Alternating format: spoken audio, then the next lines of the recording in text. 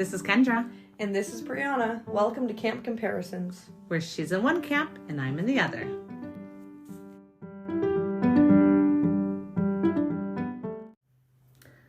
So in the Percy Jackson news, I saw something online saying that they learned that Percy Jackson Season 2 is looking to begin production later this summer in Vancouver. And that it will begin production on August 1st and run through January 30th.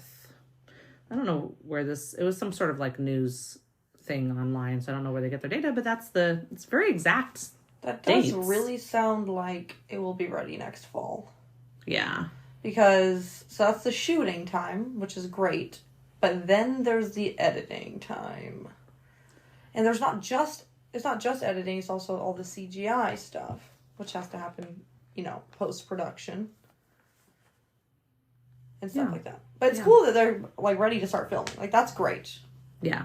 But I'm just saying that there is still a lot more until they're ready to come out. I know. It's sad. So it really seems like fall will be the time. We can hope for, an early fall or late summer, September, maybe. Yeah. If they're really fast on this editing CGI process. Right. Yeah, and the only other additional data on here is that James Bobbin will be one of the directors for some of the second season. I don't know how many episodes. Did he do any? And he did some for the first season. And that Craig Silverstein, who was the writer, has been promoted to co-showrunner alongside Jonathan Steinberg and Dan Schatz. They were the showrunners for the first season. That's nice. I hope he's a writer. I hope he's not the writer putting in all the changes. Hopefully, he's the writer sticking to the story. You know what I mean? Yes, not one that wants a whole bunch of extra creative license. Yeah. And that's all my news for this week. Well, it seems like we're on track for it not to be 2026 that it comes out. Yeah, I did see a cute picture that the guy who played Grover, Arian, I think his name is, and Leia. Yeah. Who plays Annabeth. They got invited and got to go to the red carpet premiere of this new Disney Plus Star Wars TV show called The Acolyte. And so they got some pictures with Star Wars, what's it called? Lightsabers. Lightsabers, so sorry. And they got to go to that, which is cute. It's cute that they get to go to these other Disney Plus red carpet events and stuff. Yeah. Yeah. That's right. This is the last episode. This podcast episode is the last episode of episode 6. Yeah. TV series. Lots of episodes. Which means, I think that means we probably have only 6 episodes left. 6 more weeks until we're done with this. But then, there's some we can do. We could do a podcast on each movie. Well, no, just movie 1 and compare it to the TV show. Yeah, we could do that. And what parts we thought maybe were done better to others. I don't know. Yeah, exactly. We could. Sure. But then we're going to have to wait we're going to have to come up with a whole brand new podcast. The end of next year. Until this comes back, yeah. Hopefully next year, it would be great to, an episode comes out. Oh, but it won't be the same. Because we don't have anything to compare. We don't know the whole thing. No, I think we have to do it as the episode comes out. Really? I know it's going to be different than how we're doing it now. Then I guess we could do a very end episode. But it takes us 3 podcast episodes to get through 1 Percy Jackson episode, so that would really not work. That would only work for episode 1. I didn't even think about that. Yeah. We could try. We could also figure out if there's any way we can record all 3 in the week. It might be really busy weeks, but record all 3.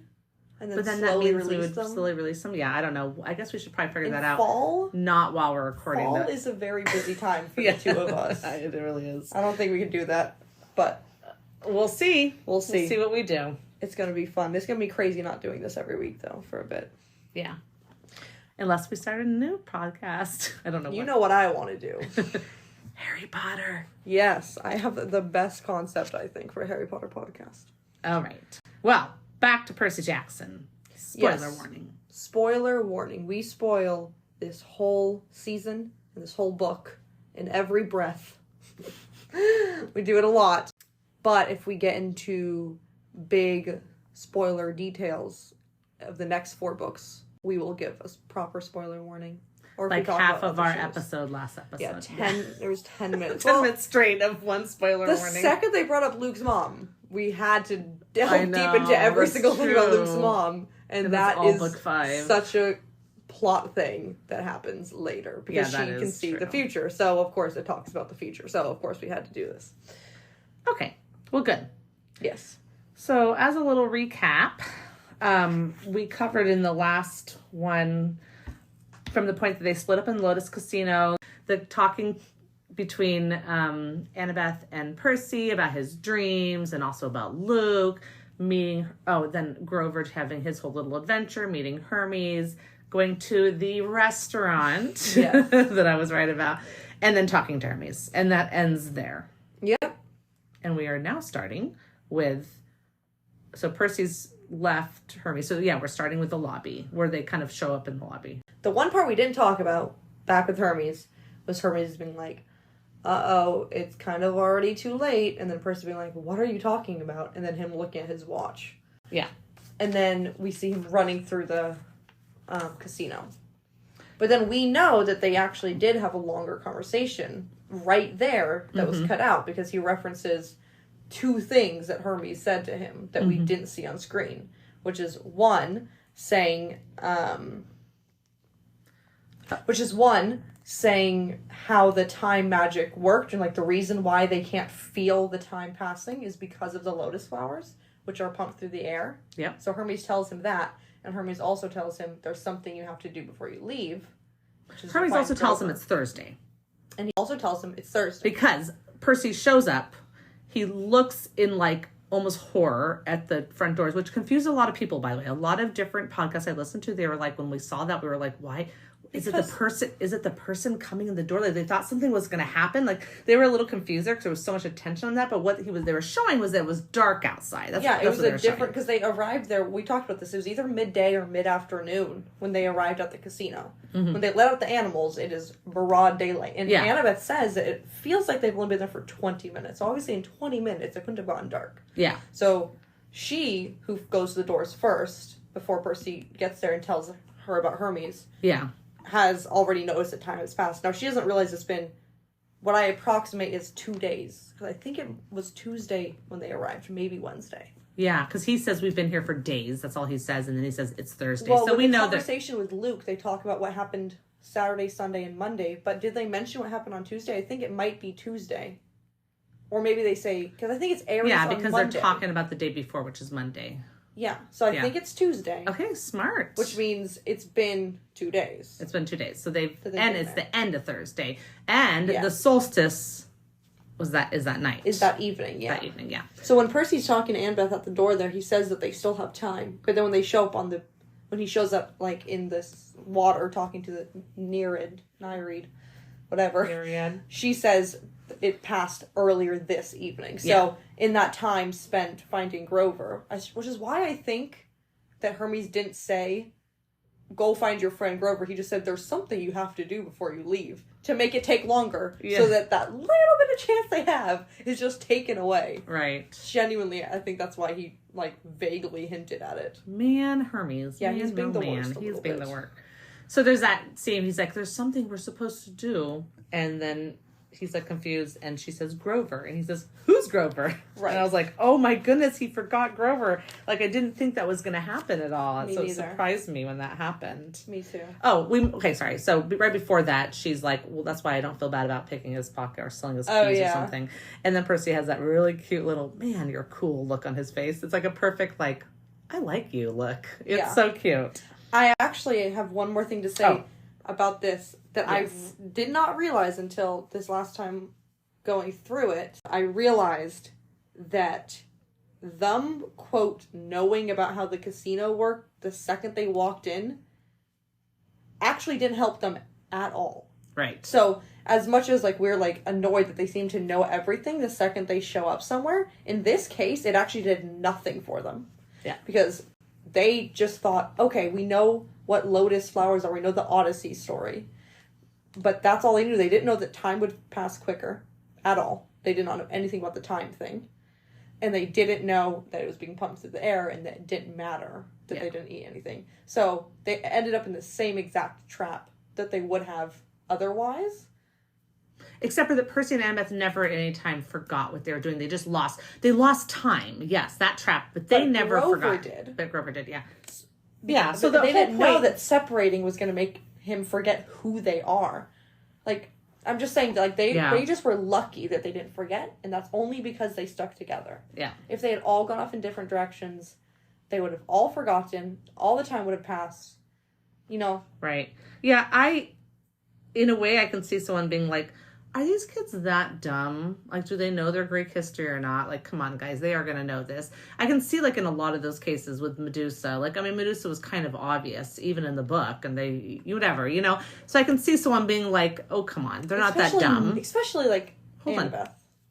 But I just want to say, I still like it better when they have to figure it out. Yeah. Mid-trouble. Anyways. I agree. I really like how the books are written. But...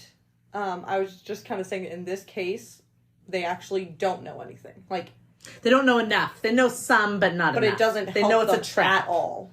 They know it's supposed to be a trap. But it doesn't help them at all because they don't understand the mechanics of this specific hotel. That's true. It's a good point. It's a very good point. And I just didn't realize that because I really was thinking, like, oh my gosh, they know the trap. And yeah, it still kind of works, but only because Hermes interfered and tried to waste their time. But no, that's actually not why. It's because they don't know how fast time's passing. They don't know they're already being affected by the lotus flowers through the air.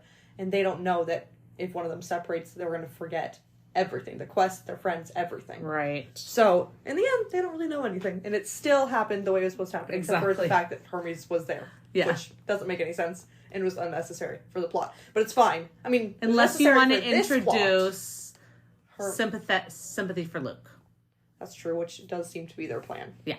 Although I don't know why. Okay, so instead of going that route like we did last episode, they see a satyr, and then Percy says, I remember Grover. Man, Grover got really old. Yeah. That's such a great line. And Annabeth doesn't even bother to say, like, you're so dumb. She just, like, looks at him and then takes off after the goat, the satyr.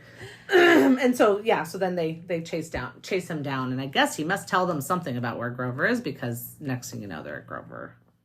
At Grover. He's doing the virtual so I guess the question is, has Augustus, like, does he still remember Grover? Because it hasn't been that long since they separated, although they did just meet. And it seems very... I feel like he would have forgotten. Or is he like, oh, a satyr? Well, I know where a satyr would have gone. Yeah, like, oh, he's probably looking for Pan. Let me show... You know what I mean? Like, maybe they were convincing enough.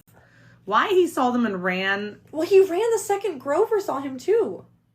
Do you remember? Oh, yeah. He was like... Augustus, and then he just like ran. So it's almost like he's like, I don't know, just paranoid. Maybe he's just a paranoid goat. Yeah. Okay. Fine.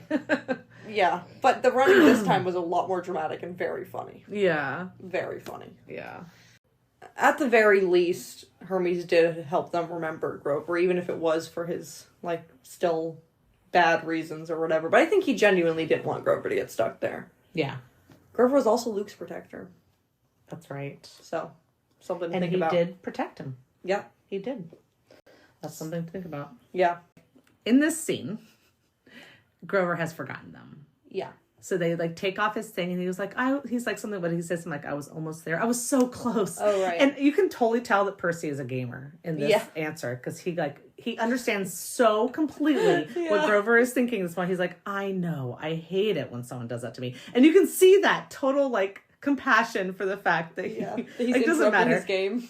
It's so funny. I thought it was such a perfect exchange. But then they realize Grover doesn't recognize them at all. But that's a cute thing where he's like, I'm Percy. This is Annabeth. We're your best friends. And you can see him like so happy he has best friends. Like, oh my gosh. It's so cute. And the fact that he like, it's clear that his personality isn't gone.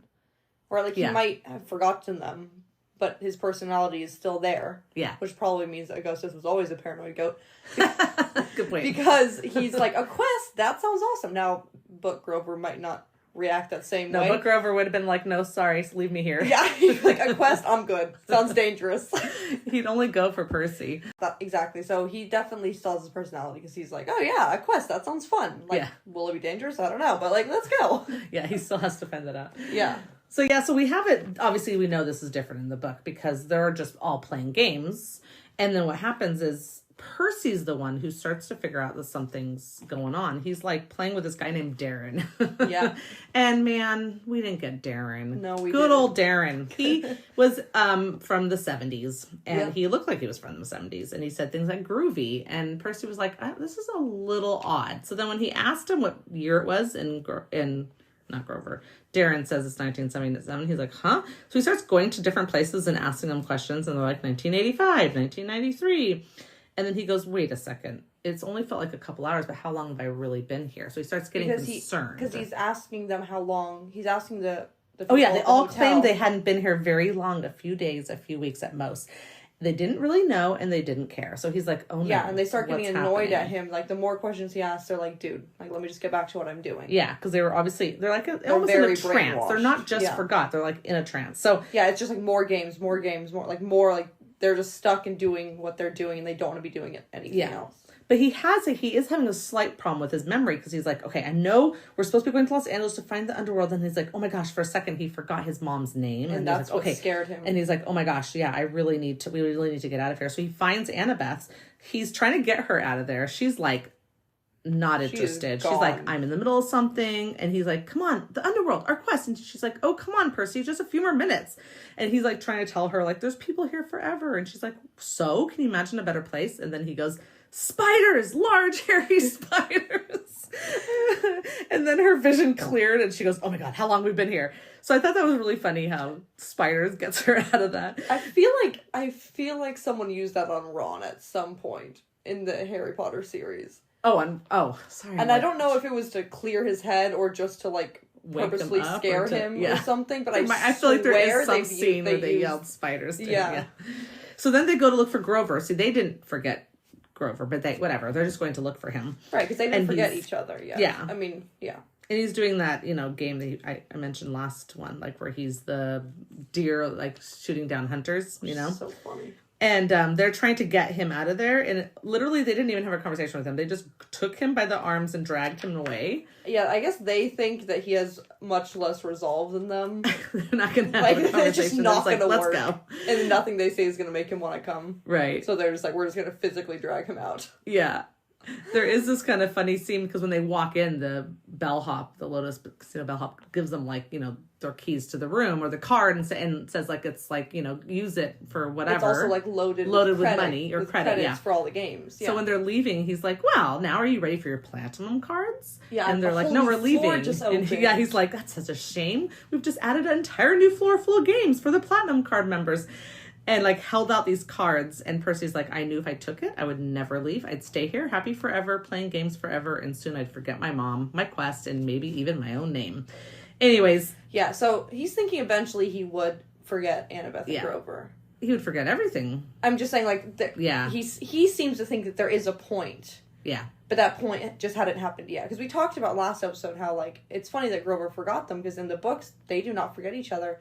But maybe eventually, a day later, 2 days later, 3 days later, they would have forgotten each other. Well, Percy forgot Grover. Is... For a second. Yeah, he did. No. Because he said Grover? Who's Grover? Oh, in the TV show. Sorry, yeah. But I'm saying, we were saying how in the book... Oh, I missed that. They never seem to forget each other. But they could have if they're there too long. That's what he's thinking. Spoiler warning, skip ahead 1.5 minutes to avoid spoilers about book 3. But then we think about Nico and Bianca, and they didn't seem to forget each other, and they were there for 6 months. And they didn't forget, which is interesting, is they didn't even forget where they came from before. They knew where they lived before. They know where their mom is. But when they were starting to get asked questions... They were kind of confused. Yeah. But I wonder, though, if that's because now that they're out, fresh air, if maybe it... maybe they would remember once they're out. Oh, remember Grover remembers, in the TV show, he remembered. He's like, oh, he's like fresh air. Even in the book, he remembers once they get him out of the hotel. That's right. So I'm wondering if they would forget everything in the hotel, but I wonder if once they've taken out, if things come back to them. It's not to their memory, to Nico and Bianca. Yeah. It is interesting, because they do seem a little bit confused about things when they're asked questions. They'll remember, who is the last president? That was a question they get asked. And they remembered, the architecture around them, because they were like, oh, wow, it's crazy that this thing was built in only, 6 months or whatever. This underground train or whatever it was. So they remembered things from before the casino. But when they started getting asked, I remember they seemed a little bit confused about some things. Yeah, you're right. There was some confusion. So there might have been some permanent damage done on their memory. Damage done for 6 months was a lot of time. Anyways, yeah, it is interesting to think about how that works, because this is just Percy guessing. Like, maybe I won't even remember my name, but maybe that's not true. Maybe there's some parts that you'll always remember. Darren seemed to remember his name.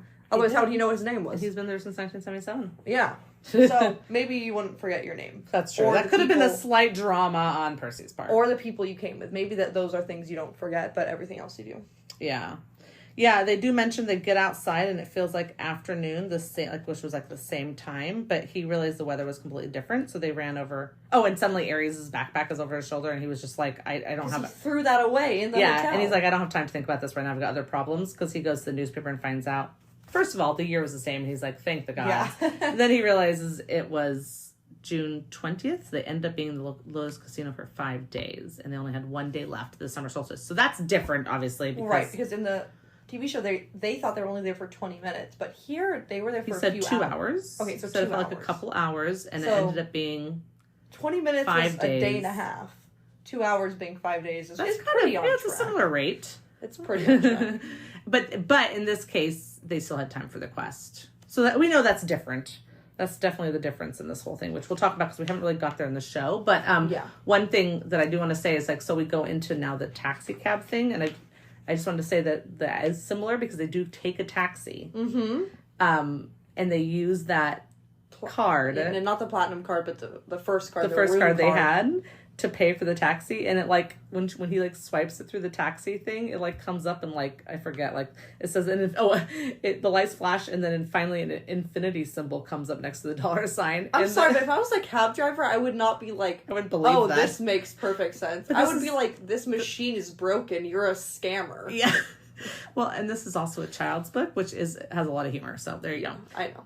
And the driver, like, gets completely shocked and looks back and says, "Where to in Los Angeles, Your Highness?" Yeah. And then Annabeth is like, she kind of likes that. It's kind of funny. So we don't get that. We don't get that taxi. We get them driving a taxi, which gets them instantaneously to Los Angeles, as opposed to they had to drive from Las Vegas. It's been 5 days, and they had 7 days at the beginning?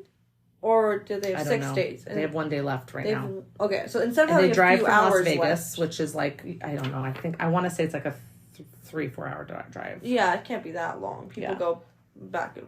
Yeah, no, totally. Maybe. I've driven to Las Vegas from Los Angeles, but I was not driving, actually. I was a kid, so I'm not really sure. It seemed like a long time, but I want to say it's like 4 hours. I'm just guessing. Anyways, they still have time, is my point. I mean, by a lot of people, I mean rich people. So it must be at least like 4 or 5 hours if a flight would be what they prefer. Either way. Although I guess even being in the car for 3 hours as a celebrity isn't preferred. It's a long enough drive where they have this whole conversation in the taxi, which we don't get. But let's go back to the taxi scene. Yeah. Or to the parking garage scene, right? Yeah. So they've gotten out of the hotel. They have Grover. And they're walking through the parking garage. Grover still doesn't remember them. But I love his line where he's like, "So far this quest is going great." And then they're like... And then he's like, I really hope we find this car. And they're like, that's not the quest. And he's like, what? He's like, there's more? And they're like, oh, God. Yeah. And then he's like, oh, are we late because of me or whatever? Which was, like, I think it was supposed to be, like, a cute, like, sweet scene. But it just felt unnecessary. Yes, because all I could think at that moment is, like, you guys have stopped. And now you're talking to each other. What you should be doing is running. You should be running. Yeah, I think their brains are still addled. Because you can tell that, like, Grover doesn't remember them until they get to the beach. So either the parking garage is still somehow affected by the magic. Maybe. Or it just, like, hasn't been enough time. Like, they haven't really quite gotten out long enough. Because their urgency is, so like, slow. Is not there enough. But I think it's just, like, they still have this, like, toxin in their bodies, and that might even be going to get Grover and taking him off, they should have literally grabbed his arms and pulled him just like they did in the book. I'm like, oh my goodness, every second. Do you know how many minutes are going by with every second? Yeah. I was like, oh. Anyway, so I was irritated by that, but it was cute. I just think Percy says being affected still by the magic. That makes sense. I think it is cute though when Percy like grabs his arm or pats his arm or something and says, "It's okay. It's going to be okay." Yeah. Because it's the same thing he says as he's being covered in molten gold on that chair at the last episode. It's okay. I'm okay. Oh! I will say, the other thing that they talk about here is Pan again. Oh, yeah. He says, I was hunting for Pan. And he's like, no, I really felt like I was going to be the first one to find him. And that I would be able to save nature and stuff.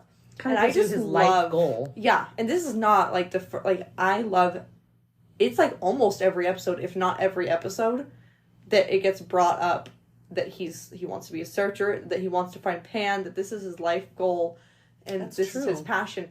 And I just love that because in the movie, it's like not really talked about at all. The actual movie. Mm-hmm. Yeah, no, this is not part of anything. And I think, if I remember correctly, in Rick's emails to the production people of the movie, that was one of his gripes. Like Grover doesn't have his story at all in this. Yeah, he only seems to be flirting with girls. It's like literally all. He seems like some kind of player. And apparently they toned it down too. Oh my gosh! Which like when in some of his first emails, he was like, the way he described how they were like doing Grover and his like whatever was like more mature and more intense than it even ended up being in the end. Yeah. Which is crazy to think that was their toned down version. It wasn't that crazy, but it was like so weird and unnecessary for this movie. Yeah. Anyways, whatever. I guess they were trying to make it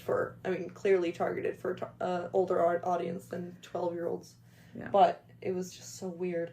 And he didn't even have his like passion. He didn't have his passion. What was he there for? Which says so much about Grover as a character. Like he is so interested in saving nature and caring for the plants and the earth and stuff, and it means a whole lot to him. He is a protector. He is someone who cares for others. Yeah, not humans, but demigods demigods and plants. Yeah. Anyways, yeah, so that's interesting because instead of doing a whole like what they call like expose, is that what it's called, like, which is like where they just talk about it, instead they kind of like pepper it throughout the episode so you get the idea without it having a lot of time spent on it. He talks about it on the train. Yeah. And then they talk about it a bit when he's like, when they get to the arch and Percy's like, Grover really hates when people mess with animals.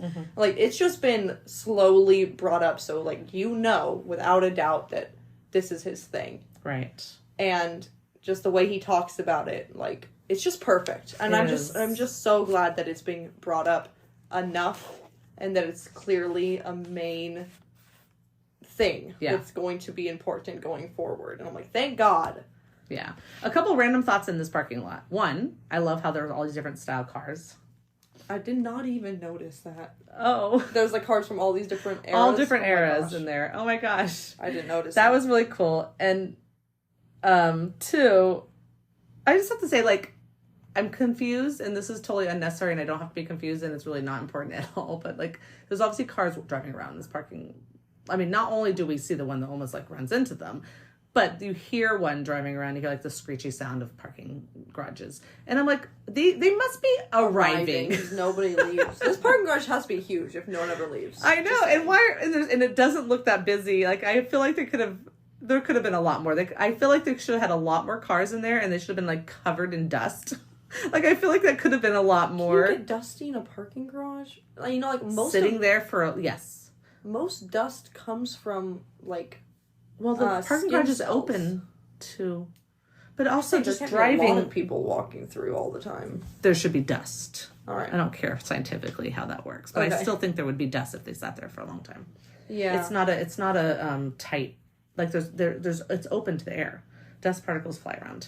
Yeah. Anyways. That is not important, but there's my thoughts. Yeah, I guess if it's been sitting, if it's been sitting there from like 1950, but like maybe when someone, that's a lot of cars if no one's ever leaving. I know, but see, a lot of people maybe they come to Las Vegas and they've parked somewhere else. Maybe they don't drive around; they're just walking. A lot of Las Vegas is walking. You walk around. Yeah. So, I like my notes here. I wrote, "We're in a bit of a hurry," and then I put ... Then they stopped to talk. LOL. Yeah. He's like, we're in a bit of a hurry. And then they stop and have that like moment. And I'm Yeah. like, okay, it's a moment. Can you guys please Well, keep Anna's going? still looking for the cab while I they're know, talking. but so come someone's on. on track here. But yes, it's a taxi. And there's a cute note that says to the dumb kids. Right. And Annabeth's like, oh, wow, he must have knew I stole the keys. And I'm like, no crap. He's a god. And not only is he a god, he's a god of thieves as one of his gods. It's like thieves, messengers, and Doesn't travelers. she say that, though? She said, I guess the god of thieves would Yeah, notice in my pocket. Yeah. I know, but I'm like, why didn't you think of that before, you silly girl? I don't think she guess cared. was I think she was just like, I'm going to do it. And then whatever. she succeeded, and she was like, heck yeah. Heck yeah. But, yeah, obviously he knew. And in that note, it says something about like, well, she's not reading the note out loud. Well, she is. She's like summarizing, and she says, yeah. "Backdoor to underworld, magic word." So that must be Krusty's. Maybe the letter explained that Krusty and who he was. This is the realization I just had. I was like, wait, he says backdoor to underworld, magic word. I'm not sure. I don't remember the magic word thing, but they must know that the back door to underworld is through Krusty's thing, so they came prepared, and that's why they walk in, which we will talk about when we get there, because whatever. However, but that makes more sense now. Yeah, it's because it is, and that's why he's helping them now. Like, Hermes, what are you doing, Hermes? Well, we talked about this a little bit last time too. We're like, we just think he's conflicted, and you said maybe he's conflicted because of Cronus's manipulation. Oh, that's right. We did talk about this. Yeah, and but we just don't know. Like, it might just be confliction, or I don't know. I don't know what the other reason would be. Yeah. I think he just has mixed feelings about this whole thing. Like, yeah. He doesn't want them. I just don't understand what exactly his mixed feelings about, except for them going to the underworld, because he should want, like, he's not a bad guy. He does want Luke to be stopped. He must just be scared to send them into the underworld because he thinks that they're not going to come out alive. Yeah, I don't know. Speaking of that, I found the notes about the underworld. Remember how I said I thought there were some people who made it into the underworld, and you were like, no? No, you said, I just listened to our episode. Yeah. You said that people brought out loved ones. Okay, so I think I messed that up. And so I said, no, people have made it out alive, but nobody has been able to bring someone back from the dead except when they chained up death. Yeah. So he was saying, like, it's not a good idea, like, it's never worked out. But they were not asking about going and bringing his mom back from the underworld. That's not what they were asking. They're asking about going to the underworld to find the bolt. So that's not true. People have gone to the underworld and left. Yes, but and I was just going to say, not that many. Sure, for sure. But I'm just saying, yes, maybe they don't bring back loved ones, but they do get out alive. And I was trying to remember where I saw it listed, and I was like confused. Well, it's in the book itself. So in the book itself, while they're driving in the taxi towards Las Vegas. Mm-hmm. Oh no! Actually, it's after after the water scene. He's talking to the Nereid. Mm-hmm. Oh, it's in the water. And she says, I know you journeyed to Hades' realm. Few mortals have ever done this and survived. Orpheus, who had great music skill. Hercules, who had great strength. Houdini, who could escape even the depths of Tartarus. That's very interesting. But I think Houdini that might be a made-up one, because Houdini is that's definitely not a Greek mythology story. Magician, but whatever. But they do this a lot. Like, when they list things, like, this is like a great thing about these books. They're like, famous demigod children, and then they'll be like Da Vinci, and then they'll like throw in like a random George like Washington, pop star, like Ariana Grande or whatever. Yeah, exactly. Like, they always George Washington, son of Athena, of course. Yeah, so when she lists that out, she says, do you have these talents? And he's like, no, ma'am. And then she's like, but you have something else, whatever. And she's like, anyways, she's telling him he has great other powers, but. That's so I was thinking. Like, I remember hearing some people, just like Harry Potter. Sorry. Yeah, I just forgot it came from the book, so I just wanted to say that since I mentioned it last time. I love the Houdini thing, though. Yeah, so Houdini apparently made it to Tartarus. He didn't escape anything. Back. Not just Tartarus, to the underworld. Not Tartarus. No, I swear that's what I just read. Didn't I just read that out loud to you right now? Did it say? How do I lose this every time? Wait, Tartarus or the underworld? That's two very different places. She said Houdini, who could escape even the depths of Tartarus. What? Yeah. What? Why is it that we hear that and nothing else? We get no other story. I didn't even realize she said Tartarus. Okay, so quick spoiler thing. Spoiler warning, skip ahead 3.5 minutes to avoid spoilers from Heroes of Olympus.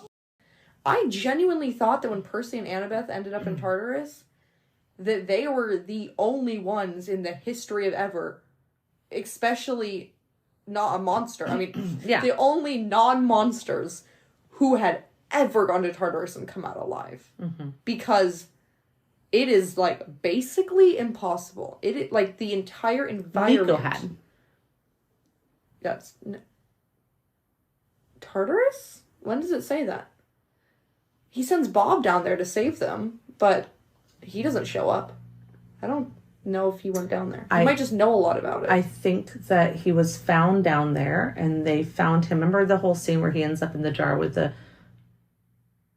No, when they drop into Tartarus, mm-hmm. and Nico's, like, holding on to Percy. Mm-hmm. There's a scene somewhere where they mention that Nico went to Tartarus, but I'd have to reread the whole Heroes of Olympus to remember when it says that. That's fine. Well, at least I would add up a little bit more, mm-hmm. since he's the son of Hades, but I don't remember that. I genuinely thought they must be the only demigods to be able to survive this, because the entire environment, the air that they're breathing, I know, every part of it is made, like, cannot be survived by a living creature. Yeah. Like, they have to drink from these, like, from the fiery river, because somehow that can keep them alive, and it's like, it's really insane. The fact that they make it out alive is actually the craziest thing ever. It is. And to think that apparently Houdini made it out alive, but, you know, Houdini is known for being able to make it out of anything, so I think it's kind of a joke. Who do you think... I totally agree that it's a joke, but the fact that he said Tartarus and not just the underworld... I know. Blows my mind. Okay, so yeah, I looked online, and apparently in the Mark of Athena... Nico mentions to Percy, like, you know, that no, it's like horrible down there. I got pulled in the pit, you know, basically saying it was so bad that even I almost went insane. So he didn't go insane. Although we do find him in quite a state. When they find him, he's in quite a state. Remember? They rescue him from that jar from those two twin giants. And he's like... Yeah. I wonder if that happened after Tartarus. I wonder if they captured him in Tartarus, so he didn't really make it out. But that's not said directly. No, but he does mention he had fallen in Tartarus. But he said, like, me, the son of Hades, even almost couldn't make it out. Yeah. And almost went insane. It's going to be impossible. So, I guess he is another demigod who got out, but he's saying that there's, like, no way that Percy and Annabeth will make it out. Yeah, he didn't think it was possible, so he pretty much thinks when they fall in that pit that that's the last he's ever going to see him. But he still promises to go and get the people to the doors of death. Yep. Anyways, we are in a totally different book. I mean, in a totally different series. I just can't believe it's not talked about more. How amazing is they got out. Yeah, like in the next series, which is Trials of Apollo, the fact that, like, it's not just, like, mentioned all over camp, like, constantly. Percy and Annabeth made it out of Tartarus. Like, I feel like there's no higher... There's nothing like that is more amazing than that. It's just a pit meant to kill you, filled with monsters that can respawn. They're in Tartarus already. Like, yeah, they die. They just come right back. Oh my gosh! One of the best books ever. One of the best. It really is. I can't wait to get it covered in Newest Olympian. Yeah. Who do you think he is the demigod of? You mean the child of? Yeah. Hermes. Tricks. You really think like a power, like Hermes' power would be enough to get out of Tartarus? What is even your power? Like tricks. Yeah. I don't know. What else would it be? I don't know who else it could be. It does make the most sense. Yeah. That is crazy. I mean, there is Bellona. Is that her name? The one who's like the goddess of traps? The child of a minor god getting out of Tartarus is also crazy to me, so I understand they're just less powerful because the minor gods themselves are less powerful. Yeah.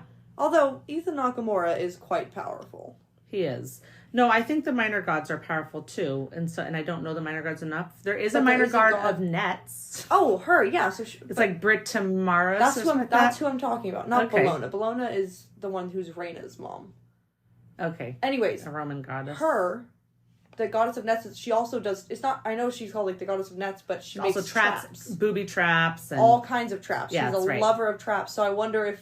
Maybe that's it. That's what Houdini's mom would be. Yeah. And he could get out of, and that's why he could get out of things, because he can get out of traps, because he understands, like, them. But I don't know if Tartarus would be considered a trap, so maybe it might still be Hermes. Okay, so we are now at the taxi, and they're arguing a little bit over who's driving, and Grover decides that he's unqualified because he doesn't really know what's happening, which they're like, okay, fine. Which is kind of stupid. First of all, as we've established, he's 24. He would definitely know how to drive. Yeah. And not knowing where they're going shouldn't matter, unless the person driving is the one who would have to know where they need to end up. Yeah. Because maybe if it was Annabeth, they would have... I mean, they knew that they had to go to the Santa Monica beach. So maybe either way, they would have showed up at Santa Monica. But maybe if Grover was driving, they could have shown up, like, just maybe anywhere. He would have ended up where Pan was. That would be insane. You should have seen Brianna's face. She was like, whoa. We don't have to go to where Pan was, but that would be a very funny place. To suddenly end up instead of where they're supposed to be. Oh, yeah, and who knows where Grover's mind would have taken them. So they had Percy doing it, and Percy doesn't know how to drive. Doesn't even not know how to drive. I genuinely think his biggest issue is that he just doesn't understand how sensitive the gas and the brake are, because his steering abilities, except for when he ran into that wall, but curves can be hard, and plus he's distracted by Annabeth, who's being cute Pretty next girl. to him. Yeah. But he just seems to, like, he tries to, like, maybe just tap on the gas or the brake, but he just ends up, like, slamming into things, which is a common, I guess that's hard true. part of driving. You don't understand the sensitivity that early on. And I had mentioned to you that I was, like, driving at 12, which might sound illegal to some of you guys, but let me just say, I lived in a Native American reservation where, laws were just different, and I was allowed to drive on the reservation on my dad's truck. And no, I'm not Native American, but that's not the point. The point was I was living there. The point is that you were living there. Yeah. And so those laws did apply The laws applied to me. And I did learn to drive at 12. Yeah. Parking garages there's less space sometimes, and there's cars all over the place. It's tight spots to try to get out of. So... Yeah. I can see his difficulty, but it does seem a little bit dramatic. Yeah. I love the music, though, in this scene. It's so intense, and he's driving, like, 3 miles an hour. Yeah, and I love that the car goes by, hits him. And then he honks, like, way too late. That's me every time I honk. He hits the brake. Oh, really? Oh, my God. I'm so bad at honking. Like, by the time I think about it, I'm like... If I honk now, everybody else is going to wonder what's happening. Yeah. No, I love how he hits the brake, and he looks so... like shocked or aghast, and then he hits the horn, and it's like so that perfect. Person didn't even stop. Yeah, he's like, he obviously has been in the car with someone. Someone's taught him at least that you're supposed to honk. I don't know, but it was like way too late. It was so funny. It was very funny. I really love this scene. It just makes me laugh. It's a great, like, in between scene, I think. Yeah, and then they get so happy when they're, like, driving down the last little bit, and they're like, oh my gosh, look at this, we're doing this. And they look at each other, they smile, and he's like, and they scrapes the side of them. And, like, there's these lights there, of course, so they're, like, sparking and, like, going out. Oh my gosh. And then he goes and runs into those little, I don't even know what they're called, but, like, the things on the side of the road. Yeah. Or to like, separate the 2 lanes, which luckily aren't the hard plastic ones. Things. They're luckily the ones that, like, fall down when you hit them. Exactly. And then finally, he gets out onto the street, right, as a giant semi-truck is about to murk them. So close. I mean, like, just a half a second. The headlights were outside the window. And then they disappear. They pop right up on an empty, rainy beach. Which, obviously, the visual of a single cab on an empty, rainy beach at night was quite, like, I don't know, I just liked the visual. It was pretty of just, neat. like, the one cab on the sand. Big beach. Of this big, empty beach, and it's dark and stuff. Yeah, for sure. All right, do you have any more notes in the parking structure you want to bring up before we go to the beach? Nope. Let's go to the beach, then. Let's go to the beach. You got your sunscreen? Oh, you don't need sunscreen. It's rainy and dark. You're fine. So Grover finally remembers them once they get out of the cab. I know, it's like the fresh air. Something about, like, the fresh air, like, which is what makes me think maybe somehow the parking garage was still semi under the magic. Yeah. I can't imagine them pumping lotus flower through the garage because of the openness. Yeah. I don't know. I'm thinking like AC. Like, you can't air condition a garage. It seems like a waste of money. However, maybe that's not how this works. Maybe it was still a little bit in the air. Mm-hmm. Or they just needed like fresh outside air. Yeah. Or something. But he does finally remember them, and then he makes that comment about, like, it's weird that you guys didn't forget each other. Right. And she says what? She says that great line about, like, I can't remember it exactly. But we weren't alone. It's easy to forget what's important when you are alone. Right. What a good line. I agree. It makes me think of, like, this isn't, like, true for everyone, but there's, like, a lot of young men who say that they didn't get motivated into their, like, career or into creating, like, a stable life until they, like, met the woman of their dreams or whatever, and, like, that it motivated them to whatever, like, having someone else there and having, like, these shared goals can really, like, keep you on the right track. Yeah. And it can be true for women too. I do think that when you have someone else, it is easier to stay on track of what's important in life. Yeah, instead of, like, being, like, maybe, like, a bachelor whose activities are, like, drinking and gaming or, like, partying until, like, 5 in the morning. Right. Not in the, those are fun things when you're young, but that shouldn't be your main priorities in life. Like, you should have better goals than, like, just saying you can get the drunkest at a bar or whatever. Like, whatever young bachelor men are up to. So I don't know. I just thought it was a cute line, and it made me think of, like, when you find someone that you want to make better choices for and make a better life for, it can, like, be a great motivator. Yeah. For sure. Yeah. Okay. So now we're at the beach. Yep. He's walking in the water, right? Yeah, so they have this, like, long moment. I feel like it's, like, the longest moment of them all standing there staring at the water. You can tell Percy's, like, a little nervous and unsure about He thinks he's about to meet his dad. Yeah. And I think it's great. I know it doesn't happen, but I do think it shows a difference in Poseidon that he was like, hey, I'm going to meet you here. And he really was. And he really did wait until... He did wait until the last minute. Yeah, it's true, because that's not... In the book, he wasn't going to meet him. He did send the Nereid. Nereid. I don't know. We really should just look up how to pronounce it. Okay, let's it's do not it right like now. It's not that hard. Takes one Google. Nereid. Oh, you were... Nereid. I think you were close. Or you had it right. I don't remember what you said before. I definitely was not right. I said, like, Nereid. Nereid. Nereid. The Anyways, Nereid. Okay. What a terrible name. So, Nereid is the correct pronunciation, and we...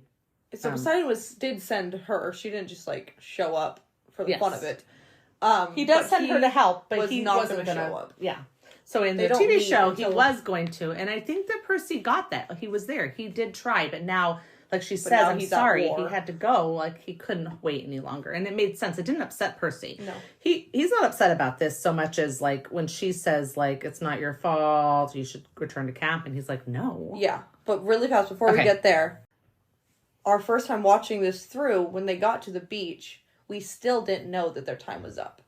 We still thought it was going to be a really similar thing in the book, where yes, they're cutting it close. Although in the book they have a day left, not a few hours left. Mm-hmm. But Hermes says that that they still have time. Basically, it's just not very much time. Yeah. And I remember thinking, like, oh my god, how are they going to have enough time to go all the way down to the underworld, have that whole thing happen, then come up and then fight Ares, and then fly to New York. Right. I mean, yeah, which is across. So I was like... Yeah, I was thinking the same thing. I was like... This seems like not enough time. Be done in, like, but at least there is time. Yeah. But it's not until we get down there, and she says, the summer solstice passed earlier this evening. Zeus's deadline wasn't met. Your father is, like, now at war. And we were just like... We were like, what? What?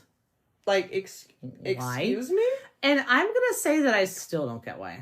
What was the reason? I just think that the reason pass is the deadline? Exactly what Percy then says next. I don't care that the quest is over. I'm not going to give up. this is not about a quest. Like, we still have to see this through. Yeah, and he also said this is only the beginning. There's, like, worse things are going to happen. So he thinks Hades is going to do worse things. Yeah. Right. So I think it's supposed to show Percy's, how he's different from other demigods, because even Annabeth, like, agrees with him, and that's supposed to show, like, character growth of her being like, you're right, the quest isn't what's important. Like, actually saving the world is. But I'm like, that's normal thought process. Like, that shouldn't be different. Like, that's just how it is, of course. Well, see, I gotta tell you, though, they also changed Percy's agreement on going on the quest in the TV show from the beginning. Like, he was like, whatever, it's not my problem. And then they're like, well, you could get your mom. And then he's like, okay, I'll go. And his mom's still there. I'm just, whatever. Sorry, let me just say, my point being is, like, in the book, he's not like that. He's willing to do the quest thinking there's no way. He doesn't actually think he might be able to get his mom back. He does the quest because he knows it's important. So they changed that character. He does kind of think that in the back of his mind, because Grover says, I know what you're thinking. You think you can get her back. Yes, but he also goes on the quest. Yes. For the reason of being a hero. Because he is already a hero. He's got the hero mindset. They changed that in the show where he's going for selfish reasons. Until his dad Yeah, and then now he, like, suddenly is more part of the world and ready to fight for it. Yes. So it's an interesting character change. It's not even the world. He's there to fight. He's now okay with representing his dad. Like, it's not like, oh, now I'm okay with saving the world, where before I didn't want to save the world. It's more like, oh, now that my dad has proven he cares about me, I'm now willing to fight on my father's behalf. Because yeah, sure. That's what they were saying to him. Like, your father needs you. Yeah, and he was like, I don't care. My father.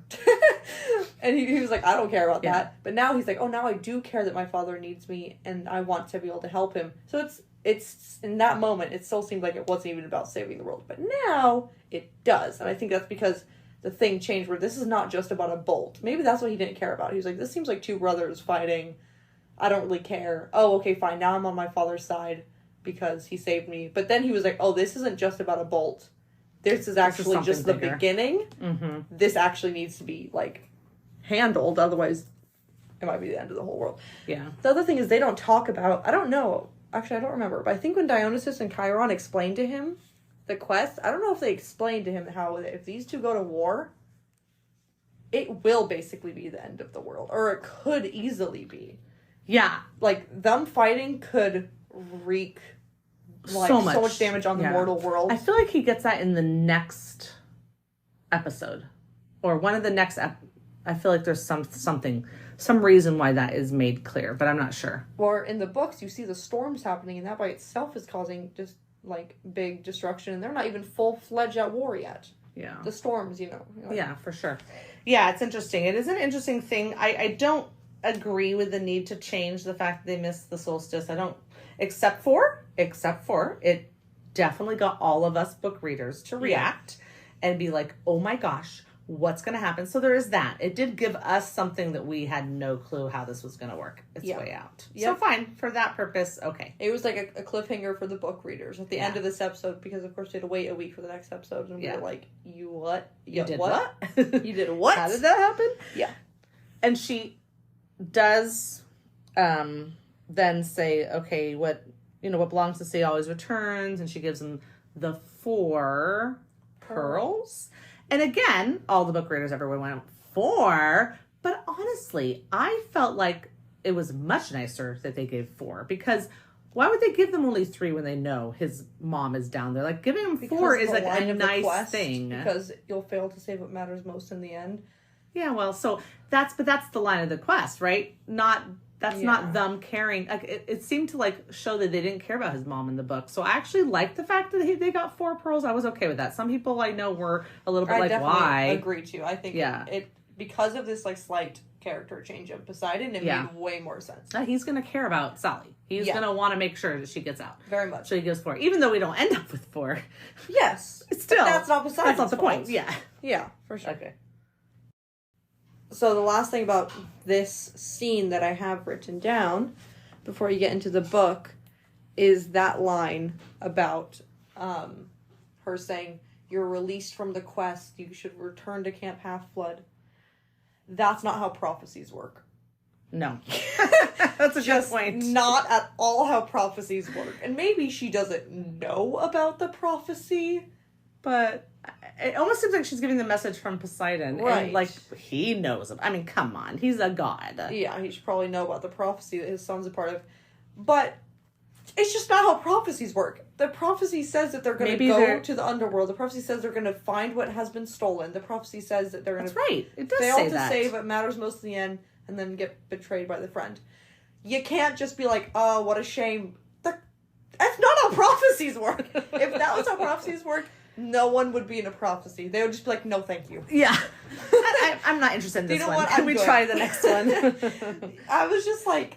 That's a good point. I didn't even think about that at all. The deadline doesn't matter. He has to finish the prophecy has to be fulfilled. There's no way out of a prophecy. No. Well, good point. Hey, good spotting there. Which is exactly why people who try to change a prophecy are dumb. Yeah. As we've talked about in the past. You can't do it. It's just not how prophecies in Greek mythology work. They will come true, and in fact, their favorite thing is to come true in the way you didn't expect it. That's right. Everything's like a play on words. Everything is different than how you think. Whatever. It is. It's true. It's just ridiculous. But anyways, that was the only thing I was like. And that's the last. Not a choice, actually, but okay. Yeah. Exactly. And that's the last of the beach thing you have. Yeah. All I was gonna say more is that, like, even at the end of the book. Mm-hmm. Percy's sitting there and being like, is the whole prophecy been fulfilled? And he goes over each line, and he's like, yeah. And then he gets the line about being betrayed by someone who calls him friend, and he's like, I guess that could have been Ares. Although Ares he's like, Ares was never really my friend. Yeah, he was confused. But he was like, well, Ares pretended to help us, but then was really on the bad side. Yeah, and he's like, he was uncomfortable about it. He wasn't sure. Because that is how prophecies work. Like, you know when a prophecy's been fulfilled. And even Percy, his first prophecy was like, something's off here, and then boom, almost gets murdered by his friend. By his friend Luke. Yes. So that was just a great example of how you can't just walk away from a quest. Exactly. So there you go. Okay, well then just to compare the last bit of the book. So actually, we end up finishing chapter 17. 16. Chapter 16 when they leave the casino and realize that it's been like 5 days later or whatever. Yeah. And they start chapter 17, which is called We Shop for Waterbeds. Which, by the way, we don't get this whole chapter. However, the beginning of it is them getting in the taxi and driving. So we're in chapter 17, and this is when he tells her about the dream. So instead of while they're walking through Lotus Casino, remember he's telling her about the dream there? Mm-hmm. So in the book, he says that the Lotus Casino seemed to have short-circuited my memory. I couldn't recall what the invisible servant's voice had sounded like, though I was sure it was somebody I knew. Yeah, that makes so much more sense, because I'm sorry, you would recognize your friend's voice. Yeah. It makes a lot more sense. And so he's like trying to remember, but he can't remember. There's a reason why in the TV show we don't hear the voice. Yeah, because they think it's a girl, and that would make a big difference. But also, anyways. Yeah, and so he's like saying the servant had called the monster in the pit something like other than my lord. It was some special title. And she's like asking, the silent one, the rich one? Those are names for Hades. And he's like, no, I don't think that was it. But he's like, it didn't feel like a god's voice. And Annabeth's eyes widen, because it's in this scene where she's starting to suspect, oh, this is not Hades. Yeah, and it gets confirmed when they start getting pulled into the Tartarus pit. Yeah. Yeah, and he's like, what? And she's like, no, it has to be Hades. And so now she's trying to come up with like some reason and stuff like that. But you can tell that she's like worried about something else.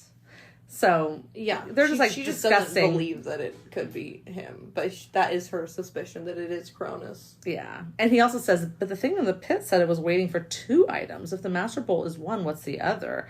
And then Annabeth says, Annabeth was looking at me as if she knew my next question, was silently willing me not to answer it, ask it. And then he says, you have an idea what might be in that pit, don't you? I mean, if it isn't Hades. And then she says, let's not talk about it. Yep. And I'm like, Annabeth. As Mike Schubert from The Newest Olympian would say, like Chiron is clapping in the background. Yeah. Good job, Annabeth. Yeah, furthering the plot line. Don't give it all away, Annabeth. That's right. It's like Chiron and Dumbledore are best friends if they were in the same book. Oh, yeah. So that is them driving to the beach, right? In the book. And she's like still trying to convince him that it was Hades, but he knows that something's weird. He's like really starting to suspect. And then when they get dropped at Santa Monica, he just walks right in into the surf. They're even like, "What are you doing, Percy?" And he just like keeps walking. She's like, "Okay, whatever." But they get to the Santa Monica beach, and he just like walks says right nothing in. to them and just starts walking into the water. Right into the water. Yeah. What a silly boy. I know. But I loved this. Again, this is the humor we don't get in the show. But like he feels something rubbing against his leg, and he looks down, and it's a 5-foot-long mako shark. Just nuzzling him, and he's like, okay.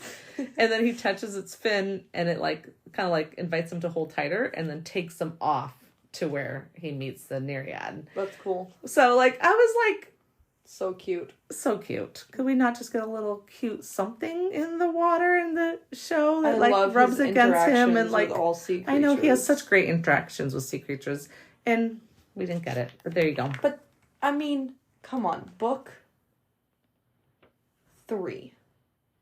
Yeah. They're going to have to show him interacting with sea creatures because that's how he meets Bessie. Yeah. And he has to meet Bessie. And that's not a spoiler because no one knows who Bessie is. But okay. Percy absolutely has to meet Bessie. And he meets Bessie in the ocean because he's down there rescuing sea creatures. Because this is like a hobby of his. Yeah. Is like rescuing sea creatures in the ocean from, human trash and stuff. Right. And nets. So we'll get it. Maybe. We have to. No, they might meet Bessie. You say that, but look at all the different ways they've changed. They could no. They could give him Bessie without him going down there. They could meet Bessie a different way. Bessie's a sea creature. They'll meet him in the sea, but they won't meet him by the horse telling him that they need him down there, and then he goes down there, and then the dolphins or whatever they are like telling him whatever. Like there's a whole conversation going on. They're probably not going to have it.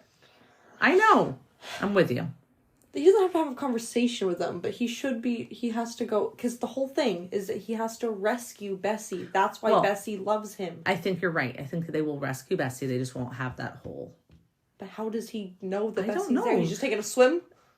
Absolutely. He just fell off the horse into the ocean, ran right into Bessie? No. I don't know, I'm so worried we're not going to get a really cool blackjack horse, too. Yeah.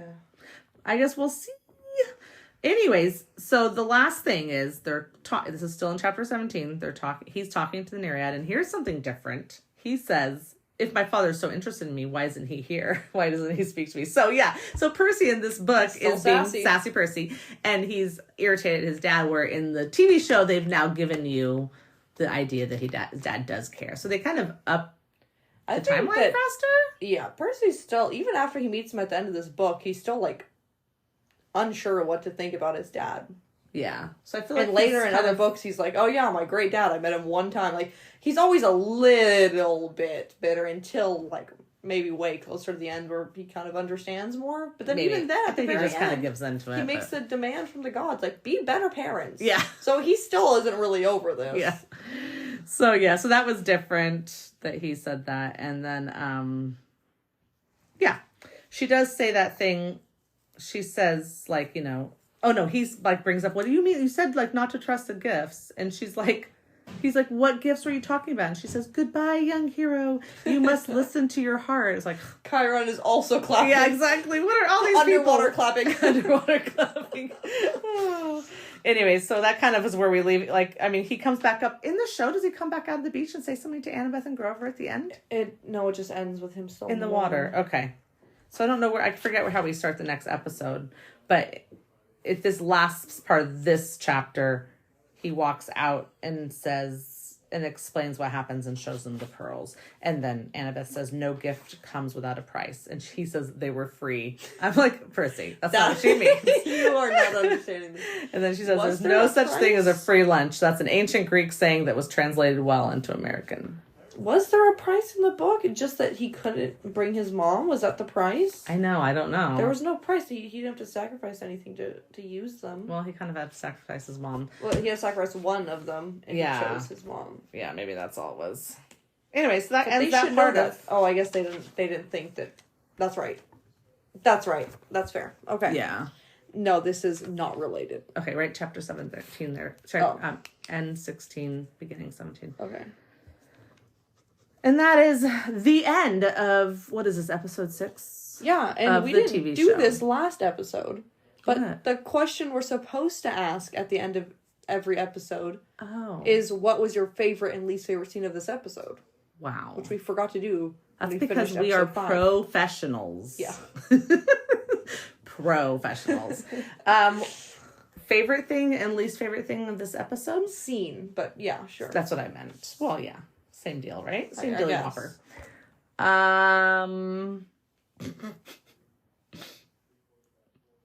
What, you just hate it all, or what? Oh my gosh. Okay, I'll answer first. Okay. I already know my answers. Okay, tell me. Okay, my favorite scene is the driving cab scene. I think it's like the funniest scene in the whole episode. Yeah. Okay, actually, to be fair, I forgot that the animal thing happens in this episode. I was just thinking of that. Oh, okay. No, I still think I like the driving scene better because it's cute with Percy and Annabeth and the music and the honking. The whole thing is still my favorite. Okay. But I think it's closely followed by, like, oh, they have a super elegant plan. They were just missing one thing. What is it? Thumbs. Yeah. That, just the scene of Grover talking to them about the animals, not even them being released, like, specifically. Yeah. Well, that is going to be my favorite. Okay. Is the whole animal releasing everything up to the point where she's like, you mean the big lotus thing behind us? Like, that whole little section was my favorite. Pretty good. Okay. My least favorite scene, I think it just has to be them talking to Hermes. It's just frustrating and kind of nonsensical. Like, I just think the whole thing was just stupid. And I know I think Hermes is my least favorite. I love the actor. Don't get me wrong at all. Oh, yeah. I didn't like the Hermes representation. I didn't like the lack of Martha and George. I didn't like the fact that they missed the deadline. Yep. And that just kind of all gets rolled into one big ball of not liking for me. I also just think the entire conversation that they have is annoying. Yeah, it was annoying. And even not even knowing that they're wasting time. I'm like, I hate this whole conversation. Yeah. I just don't like his message and what he's saying to them. I think it's all, what is it called? Bull-cocky. It's bull-cocky. It's bull-cocky. It's just, I'm like, whatever, Hermes. Get over yourself. Yeah. We get it. Your son's a bad guy. That's too bad. Let me give you the have world's... more children. I don't know what to say. Let me give you the world's smallest violin to show you how much I care. Exactly. Okay, so there you go. But I do have... So we can definitely hear from the listeners on their favorites and their least favorites. But I still have to ask, if you were a god, what car would you be driving? Not a taxi. That's no way, for sure. Jose. Maybe that's a spare car. He was like, yeah, I take my taxi, not my Maserati. Probably when she went to reach in to take his keys, he's such a good, like, sleight of hand type of thing that he managed to just, like, switch out the time. Yeah, I'm sure so he just, like, switches out so she gets the taxi keys, not his really nice car. He's like, these kids don't know how to drive, so we're gonna have to give them the taxi. Or maybe the taxi is the one with hit the car he has that has that magical power. Maybe not all of his cars can do that. Although, once again, if he is the god of space and time, it should be any car. He could have also just stopped things, like sat there, smoked a cigarette, talked to a bunch of people, and then restarted it, and they were just like frozen in that second of time. He could have done that. Cool. Anyways, your car. What car would I drive as a god? I just really don't have favorite cars. Oh, your sister will be so not proud That's not a sensible... Like, my favorite car is, like, something sensible, so... You sound like me. I know. Sad. Very sad. I know. Okay, so I'm trying to think. I don't even know the names of really cool cars, but I will say... I know. Listen, like, I know, like, the brand. Okay. But I don't know, like, there's... Even in the brand, there's many different kinds of cars within that brand. Yep. So, I'm just gonna... Oh my gosh, I really don't know. I'm very sorry about that. I want a Maserati. And I don't really know all the different I don't know all the different models of Maseratis, but they are sexy looking sports cars. That's fair. Unfortunately, I just don't think I have a name of a car. But I will say that, like, low to the ground, very zippy... I don't want it to have too long of a hood to drive. I know that means it has a bigger engine when it has a longer hood. But it makes me feel like I'm driving like a boat. Especially when the back is so small, it just seems weird. So maybe you should just have a Corvette. That sounds great. I know. I like Corvettes. I just forgot the name of that. Yeah, you need a Corvette. Okay, good. You get the Corvette. I'll get the Maserati. We're good. Yeah. Okay, good. So that ends our questions. Okay, but please, I do want people to answer our questions on social medias. Yeah. Okay, follow us on Instagram and Facebook and Twitter and Threads at Camp Comparisons Podcast. You can answer the questions there. You can DM us, PM us, or IM us. Iris messages. On those places. We'll probably check them. Maybe, yes. Any longer thoughts, like the design of your own car you would make if you had godly powers, and exactly how it would work, you can send to our email, campcomparisons@gmail.com.